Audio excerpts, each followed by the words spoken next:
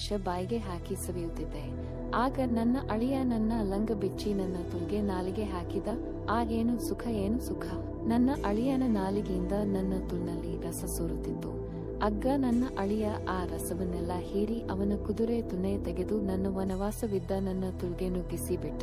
ಅವನ ದಪ್ಪನೆಯ ಗೂಟದಿಂದ ನನ್ನ ತುಲ್ ಅಗಲವಾಗಲು ಶುರುವಾಯಿತು. ಸುಮಾರು ವರ್ಷಗಳಿಂದ ದೆಂಗದೆ ನನ್ನ ತುಲ್ ಸ್ವಲ್ಪ ಟೈಟ್ ಆಗಿಯೇ ಇತ್ತು.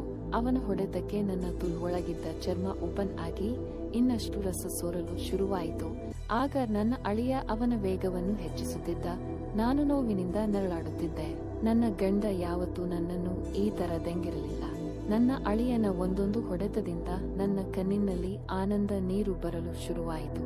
ಸ್ವಲ್ಪ ಹೊತ್ತು ದೆಂಗಿದ ನಂತರ ನನ್ನ ಅಳಿಯ ನನ್ನನ್ನು ನಾಯಿ ತರ ಬಗ್ಗಿಸಿ ಹಿಂದಿನಿಂದ ಗೂಟ ಹಾಕಿದಾಗ ಅವನ ಗೂಟ ನನ್ನ ಹೊಟ್ಟೆಯ ತನಕ ತಲುಪುವ ಅನುಭವವಾಯಿತು. ನನ್ನನ್ನು ದೆಂಗುತ್ತಾ ಇದ್ದ ನನ್ನ ಅಳಿಯ ನನ್ನನ್ನು ಮಲಗಿಸಿ ನನ್ನ ಕಾಲುಗಳನ್ನು ಅವನ ಭುಜಗಳಲ್ಲಿ ಇಟ್ಟು ಸುಮಾರು 20 ನಿಮಿಷ ದೆಂಗಾಡಿದ. ಇನ್ನೇನು ರಸ ಬರುವ ಹೊತ್ತಿನಲ್ಲಿ ಅವನು ಎದ್ದು ಬಂದು ನನ್ನ ಬಾಯಿಗೆ ತುನ್ನೆ ಕೊಟ್ಟ. ನಾನು ಒಂದು ಕೈನಲ್ಲಿ ಅವನ ತುನ್ನೆ ಆಡಿಸುತ್ತಾ ಬಾಯಿಗೆ ಹಾಕಿ ಬಾಯಿ ಕೆಲಸ ಮಾಡುತ್ತಿದ್ದೆ. ಸ್ವಲ್ಪ ಹೊತ್ತಿನಲ್ಲಿ ಅವನು ರಸವನ್ನು ನನ್ನ ಮುಖ ಬಾಯಿಯಲ್ಲಿ ಚಿಮ್ಮಿಸಿದ. ಹಾಗೆ ಸುಸ್ತಾಗಿ ನನ್ನ ಬದಿ ಬಂದು ಮಲಗಿದ. ಆಗ ನನ್ನ ಅಳಿಯ ನನ್ನ ಹಣೆಗೆ ಮುತ್ತಿಕ್ಕಿ ಹೇಳಿದ, ಅತ್ತಿಗೆ, ನಿಮ್ಮ ಮಗಳು ನನಗೆ ಯಾವತ್ತೂ ಈ ರೀತಿ ಸುಖ ಕೊಟ್ಟಿಲ್ಲ. ಆದ್ರೆ ಅವಳ ಅಮ್ಮ ಆದ ನೀವು ನನ್ನ ಎಲ್ಲ ಆಸೆಗಳನ್ನು ಪೂರೈಸಿದ್ದೀರಿ.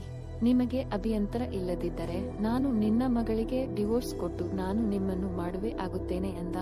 ಆಗ ನಾನು ಅಳಿಯಂದ್ರೆ ನನ್ನ ಮಗಳ ಜೀವ ಹಾಳು ಮಾಡುವ ಕ್ರೂರ ಮನಸ್ಸು ನನಗಿಲ್ಲ ಅಂದೆ.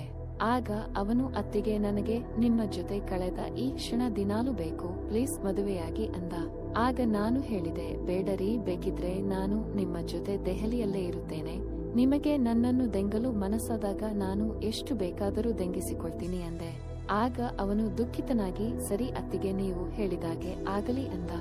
ಆಮೇಲೆ ಸ್ವಲ್ಪ ಹೊತ್ತು ಮಾತಾಡಿ ಇನ್ನೊಮ್ಮೆ ದೆಂಗಾಡಲು ಶುರು ಮಾಡಿದೆವು.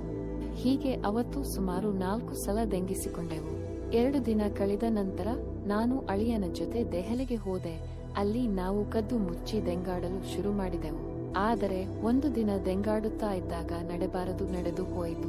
ಆ ಘಟನೆ ಬಗ್ಗೆ ನಾನು ನಿಮಗೆ ಮುಂದಿನ ಕಥೆಯಲ್ಲಿ ತಿಳಿಸ್ತೀನಿ ಸ್ನೇಹಿತರೆ. ಈ ಕತೆ ನಿಮಗೆ ಇಷ್ಟವಾಗಿದೆ ಎಂದು ಭಾವಿಸುತ್ತೇನೆ. ಇದೇ ತರ ಕಥೆಗಳನ್ನು ಮುಂದೆ ಕೇಳಲು ನಮ್ಮ ಚಾನೆಲ್ ಸಬ್ಸ್ಕ್ರೈಬ್ ಮಾಡಿಕೊಳ್ಳಿ. ಧನ್ಯವಾದಗಳು.